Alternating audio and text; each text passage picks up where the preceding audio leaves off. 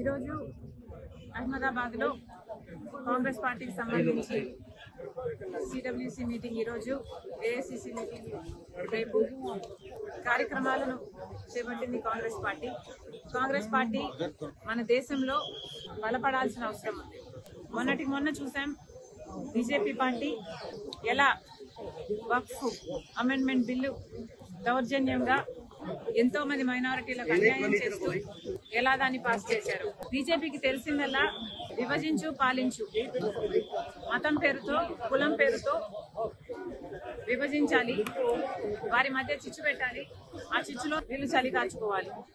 ఇదే బీజేపీ చేసిన రాజకీయం. ఇదే కాదు బీజేపీ మన దేశంలోని అన్ని వ్యవస్థలను, ఎలక్షన్ కమిషన్ తో సహా అన్ని వ్యవస్థలను స్వలాభం కోసం వాడుకుంటుంది. అదానీ లాంటి వాళ్లకు మేలు చేయడానికి దేశ సంపదని దోచిపెడుతుంది. ఈ పరిస్థితులన్నీ మారాలి అంటే కాంగ్రెస్ పార్టీ అధికారంలోకి రావాలి. కాంగ్రెస్ పార్టీ ఎంతో చరిత్ర ఉన్న పార్టీ, దేశానికి స్వతంత్రం తెచ్చిన పార్టీ, స్వతంత్ర భారతదేశానికి పునాదులు వేసిన పార్టీ. ఆ తర్వాత కూడా ఎన్నో పాలసీల ద్వారా, పథకాల ద్వారా దేశ అభివృద్ధి కోసం, దేశ ప్రజల సంక్షేమం కోసం చిత్తశుద్ధితో పనిచేసిన పార్టీ.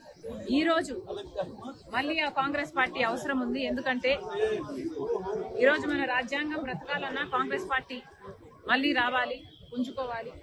ప్రజాస్వామ్యాన్ని బతికించుకోవాలన్నా, మైనారిటీల, బడుగు బలహీన వర్గాల మంచికి పనిచేయాలన్నా కాంగ్రెస్ పార్టీ అధికారంలోకి రావాలి.